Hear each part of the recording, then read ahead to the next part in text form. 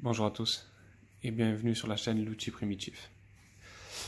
Après une petite vidéo en fait sur un couteau pliant artisanal, une seconde sur un couteau industriel, qui accessoirement été mes deux couteaux favoris sur ma collection, du moins parmi mes favoris, je me suis dit que il serait temps de vous faire une vidéo en fait sur un couteau pliant low cost. En fait, si vous voulez les couteaux pliants, je vais essayer de diviser ça en quatre styles de vidéos. Donc on aura les couteaux pliants artisanaux, comme la première vidéo, les couteaux pliants Indus, dans un budget on va dire qui vont jusqu'à une centaine d'euros, comme le Cold Steel. On aura une section en fait couteaux industriels dessinés par des artisans, comme par exemple le Boker Frelon que je vous ai montré dans la vidéo précédente ou le Boker Slack de la vidéo de présentation. Et ensuite je voulais faire une division couteau low cost. Et donc c'est cette division-là de couteaux pliants qu'on va entamer aujourd'hui avec ce petit couteau. Le Ontario, c'est le Campus Frost DC. Voilà. Donc Ontario, c'est une marque américaine. C'est la célèbre marque qui a sorti un des couteaux les plus vendus, je pense, ces dernières années. Le Rats, qui est sorti en deux tailles, le 1 et le 2, que beaucoup de gens ont. Et un peu plus récemment, ils ont sorti donc ces modèles-là. Et donc je me suis dit, pourquoi pas faire celui-là en premier. J'ai beaucoup hésité avec un autre couteau que vous verrez prochainement, mais je me suis dit qu'on allait rester sur les couteaux qui sont entre 19 et 20 cm, et donc je suis parti sur celui-là. Sachant qu'en termes de design, il me plaisait plus que l'autre, même si j'ai plus utilisé l'autre couteau que celui-là. À savoir que, comme je l'ai dit dans la vidéo précédente, oui, j'aime avoir plusieurs couteaux et les collectionner, entre guillemets, mais principalement, je suis un utilisateur de couteaux. Donc je ne vous présenterai pas un couteau que j'ai pas utilisé, j'y vois aucun intérêt. C'est pas ce que je veux faire sur cette chaîne.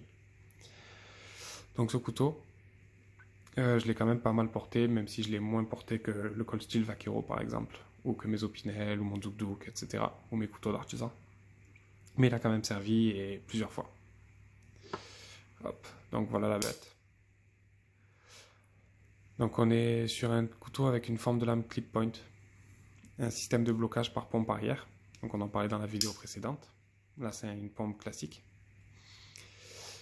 Au niveau de la lame, donc on est sur de l'acier 420 avec un revêtement noir. Au niveau du manche, on est sur des plaquettes en FRN qui viennent enrober des platines en acier. Hop, comme vous pourrez le voir ici, si j'arrive à peu près à le faire avec le focus. Je ne sais pas si vous arriverez à bien voir la petite platine en acier qui a pris à l'intérieur du FRN. Hop. Il me semble qu'on est sur des rondelles en téflon. Au niveau des dimensions, hop, cette fois j'ai fait ça bien. J'ai pris ça en détail avant de commencer la vidéo. Donc on est sur une lame qui fait 8,6 de longueur. Un petit peu moins de tranchant, vu qu'on en perd un petit peu avec le petit pseudo Ricasso que vous avez là. Au niveau du manche, on est sur 10,8 et une longueur totale de 19,4 cm. L'épaisseur de lame, on est à 2 mm. Donc vous voyez que c'est déjà plus fin que ce qu'on a vu sur le Cold Steel. Et on est sur un poids de 71 grammes. Au niveau du clip, hop. Donc là, on est sur un clip qui est pas hyper profond, mais suffisamment profond pour que ça soit discret. On va reprendre le petit carnet, tac, pour vous montrer. Voilà, il y a déjà moins de couteaux que le Cold Steel qui dépasse. Et puis comme on est sur un clip trombone, c'est vachement discret. Le clip, il est hyper adapté pour un port EDC, surtout pour ceux qui sont en urbain, au même titre que la taille. Parce que bien qu'on soit sur un couteau qui fasse presque 20 cm une fois ouvert, on est sur quelque chose de vachement effilé. Donc ça reste vraiment très discret. Au niveau du choix des couleurs, il sera forcément avec la pompe en noir et la lame noire.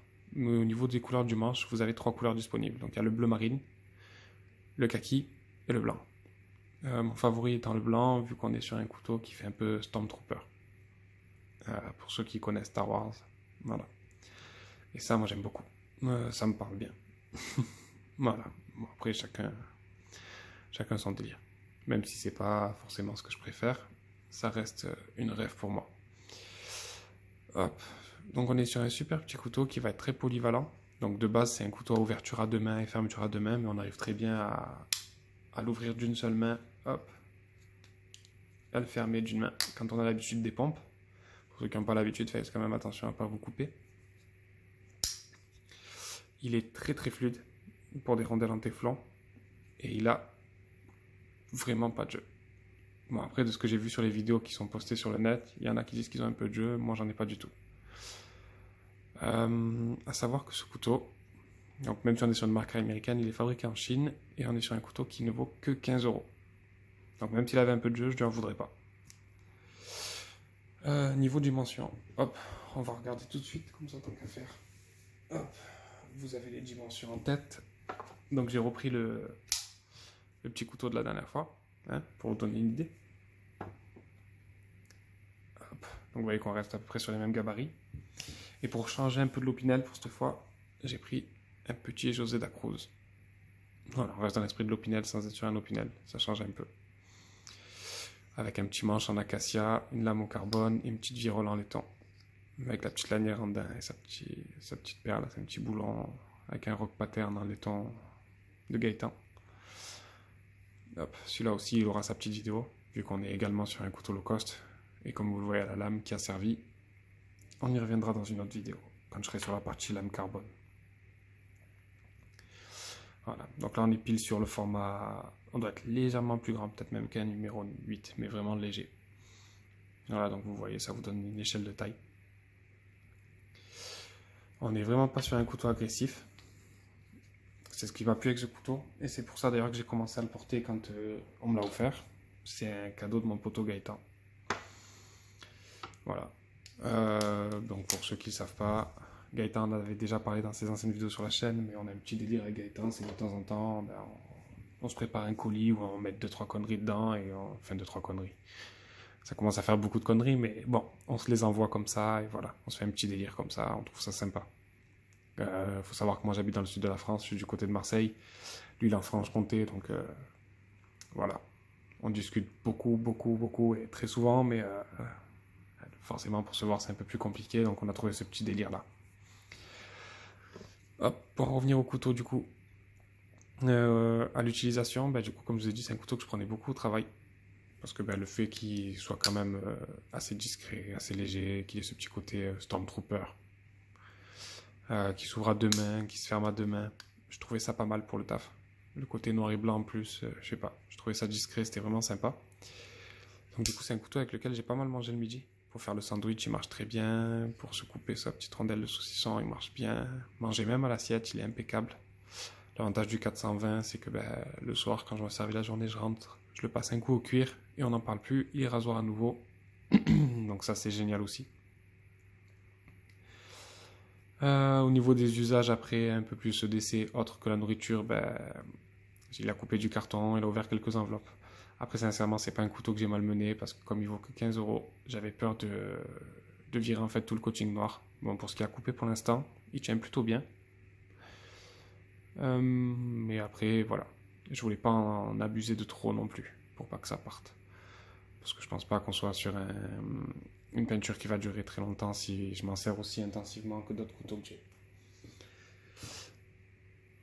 Voilà, je pense qu'on a déjà fait le tour. C'est une vidéo un peu plus rapide que les précédentes, parce que je pense qu'il y a un peu moins de choses à dire sur celui-là, mais sincèrement, on est sur un excellent rapport qualité-prix.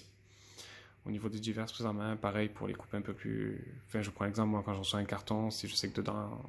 Je travaille dans un commerce qui vend des vêtements, donc quand par exemple je reçois les doudounes, je veux pas m'amuser à le tenir au bout et à faire ça dessus, quoi.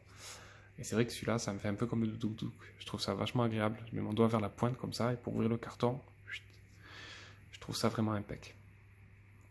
L'ergonomie, elle est vraiment très correcte. On peut s'avancer légèrement sur la lame. Prise pleine main, ça le fait aussi. Même si, bon, il n'est pas aussi confortable que le Cold Steel, par exemple.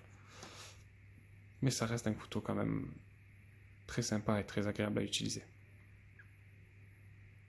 Puis franchement, pour 15 euros, enfin, à la limite, si vous voulez avoir une petite rotation, vous prenez les 3 couleurs. Au moins, vous pouvez tourner en fonction de vos EDC ou vous faites des petits kiffs sur les EDC aux couleurs. Et ça vous fait un super outil. Sincèrement, c'est un excellent EDC urbain pour les personnes qui n'ont pas envie de mettre 50, 60, 100 euros foncés. foncez. Sincèrement, c'est génial. Et puis, socialement, ça sera accepté. C'est pas un couteau qui fait peur. C'est pas un couteau très agressif. Et c'est un couteau très polyvalent.